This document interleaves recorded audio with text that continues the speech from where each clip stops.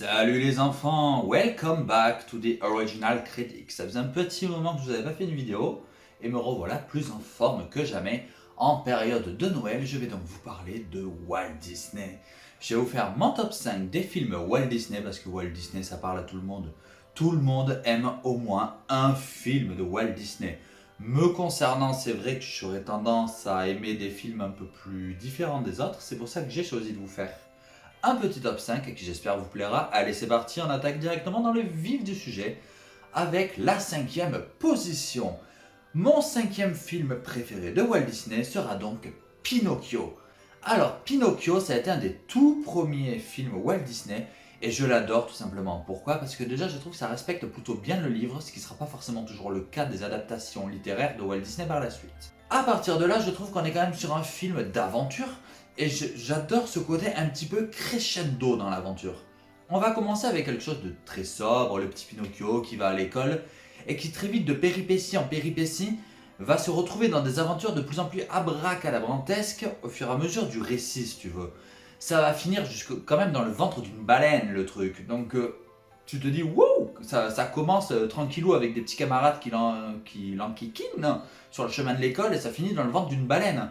Donc tu te dis où c'est que ça va s'arrêter le truc et c'est ça que j'adore, c'est cette espèce d'escalade au niveau de l'aventure dans le film. Ce côté quand même assez touchant avec Geppetto qui rêve d'avoir un enfant, le côté de la bonne fée pour le côté vraiment enfantin, pour le côté vraiment magique, ça fonctionne. Moi vraiment j'ai ce retour en enfance et en même temps ce côté un peu plus adulte avec l'aventure, ce côté assez intrépide de Geppetto qui par amour pour son fils va aller jusqu'à l'autre bout du monde, va tout faire. Et cette conclusion typique Disney, juste magnifique, avec le pantin qui devient petit garçon. Bref, Pinocchio pour moi c'est la définition même du Walt Disney d'aventure pour petit et grand. Et c'est pour ça que je l'adore en fait ce film. Donc voilà, 5e position, Pinocchio. En 4e position, surprise, La Belle et la Bête 2, Le Noël Enchanté. Et alors là, je sais que certains ne vont pas comprendre, mais c'est pas grave. Un jour, je vous ferai d'ailleurs une critique beaucoup plus complète sur ce film. Pourquoi je l'adore? Parce que déjà, désolé, je n'ai pas tellement aimé La Belle et la Bête 1, premier du nom du coup. Forcément, si c'est 1. Alors que le 2, je l'ai regardé totalement par hasard à l'époque, il passait sur M6 en période de Noël, je me rappelle. Et je m'étais pris une petite claque en fait. Je l'avais trouvé très beau, j'avais trouvé le récit à la fois très sobre, c'était complètement conscient que c'était un direct tout vidéo. Donc du coup ils n'avaient pas cherché à faire un scénario qui casse trois pattes à un canard, mais qui en même temps fonctionne parce qu'ils ne cherchent pas à faire plus que ce qu'ils peuvent faire. Les musiques sont belles, je veux dire l'animation est jolie, ce qui est plutôt rare pour les suites Disney en direct ou vidéo à l'époque. Donc pour moi, tout fonctionne. En plus, on est sur quelque chose d'assez rare en termes de schéma, c'est-à-dire on est sur un mid-quel. C'est quoi un mid-quel? Alors il y a le préquel qui souvent se passe avant l'histoire originale et la séquelle qui se passe après. Le mid-quel, en fait, c'est quand ça se passe pendant l'histoire originale sur une période qui n'avait pas spécialement été développée. Je m'explique, dans le premier La Belle et la Bête, on nous dit que la Belle reste pendant à peu près une grosse année dans le château emprisonné. La période de Noël n'est quasiment pas développée. Très vite, on passe cette période. Et bien en fait, dans le deuxième film, on va revenir pendant le premier film sur la période de Noël qui avait été plus ou moins passée sous silence et on va la développer. On va découvrir qu'il s'est passé tout un tas de choses et ça va être donc l'histoire de ce Mid-Quel, donc de ce deuxième film, La Belle et la Bête. Les nouveaux objets, pour moi, ça fonctionne de fou. Ils sont encore plus attachants que les premiers. Le côté Noël avec la neige, les chansons un peu plus guimauves, mais pas trop non plus. Il y a tout qui fonctionne, je l'adore, je le regarde tous les ans à Noël. La Belle et la Bête 2, pour moi, c'est un enchantement incroyable. Le méchant qui n'est autre qu'un piano maléfique, c'était quand même assez osé de faire ça. Un piano, un orgue maléfique, qui quand il se met à jouer de la musique assez violemment peut détruire des parois entières du château.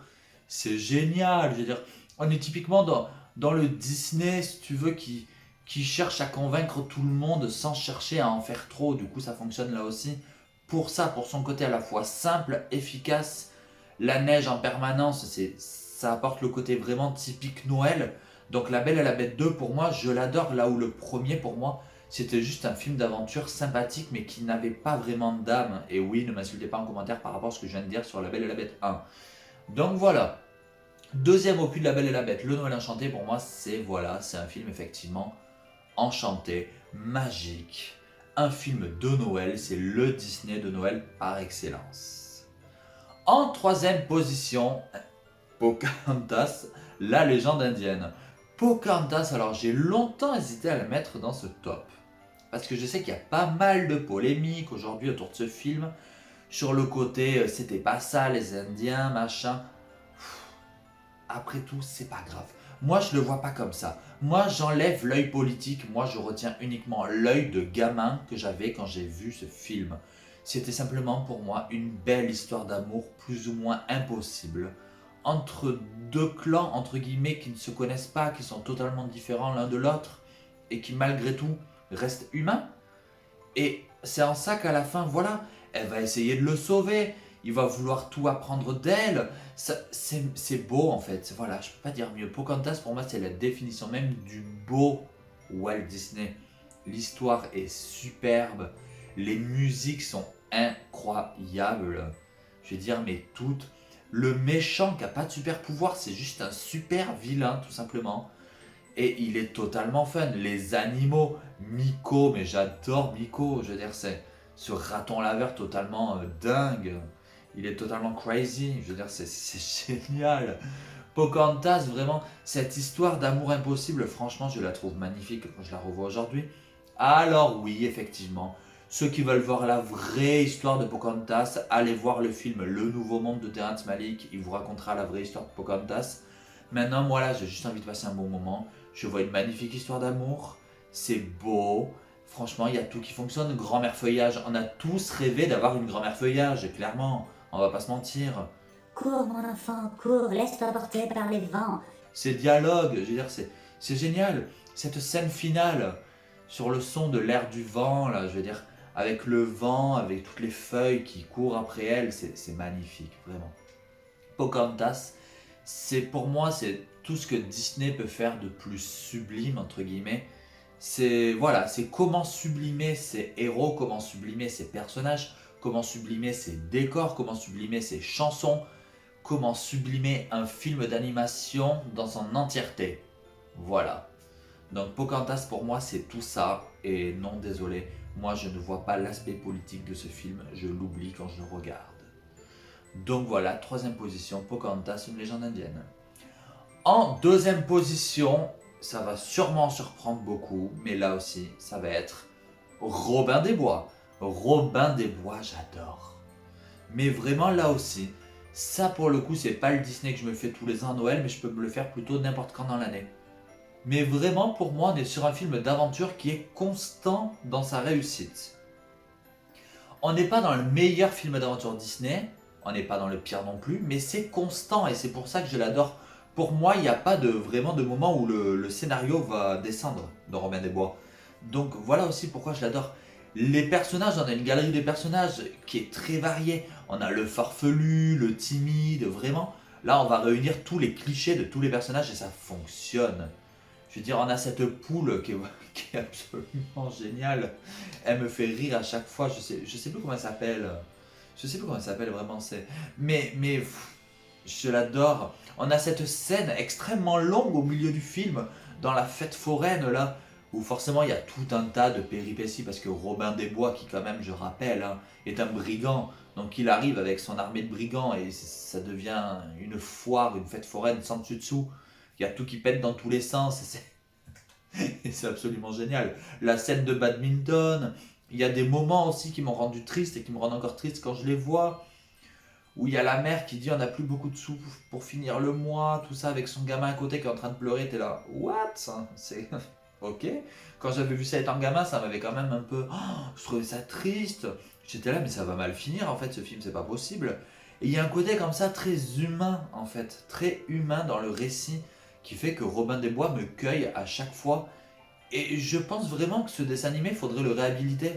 Parce que je suis conscient, oui, je sais qu'il y a pas mal de choses qui ont été repompées sur d'autres dessins animés, notamment autour de l'animation de certains personnages.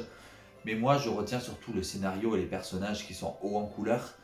Et le scénario qui, lui, vraiment oscille entre l'humour, le second degré, mais pour mieux masquer son côté très premier degré, justement.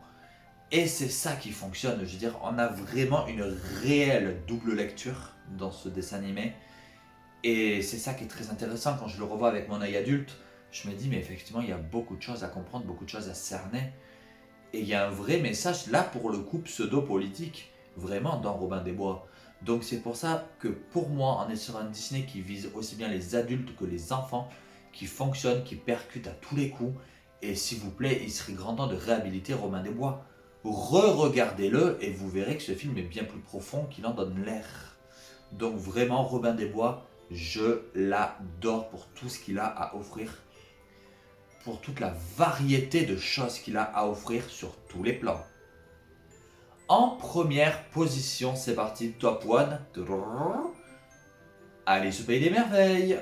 Et oui, pour ceux qui ont vu ma vidéo 3 films qui m'ont impacté, vous le sauriez forcément, Alice est mon Disney préféré. Alice, pourquoi je vais pas encore une fois me revenir dessus, parce que comme je l'ai dit, je l'ai fait dans ma vidéo 3 films qui m'ont impacté, donc je vous encourage à regarder cette vidéo si vous ne l'avez pas encore vue. Mais grosso modo, Alice, c'est un Disney que j'ai vu dans un moment où j'étais malade, j'étais au fond de mon lit en mode comateux. J'ai vu Alice, ça m'a totalement hypnotisé parce que déjà j'étais un peu comateux à ce moment-là. Et du coup, ça m'a hypnotisé, ça m'a transporté. C'est vraiment le seul Disney où pour le coup j'ai été transporté dans le film. Tellement ça m'a... Waouh, c'est une claque. Et du coup, à chaque fois que je le revois aujourd'hui, c'est comme si je me retéléportais au moment où j'ai vu ce film pour la première fois. Donc vraiment, à chaque fois, c'est pas, prends ça dans la gueule, Jeannot. C'est vraiment, ça a un impact à chaque fois de fou sur moi, Alice au Pays des Merveilles. Il est fou, il est dingue, il est dérangeant, il est mélancolique, onirique. C'est tout ça réuni sur Walt Disney. C'est pour ça qu'il a pas marché, je crois aussi, hein. Parce qu'on oublie un petit peu trop le côté enfantin. Mais je sais pas, c'est peut-être mon côté mature enfant qui fait que ce film m'a toujours beaucoup plu.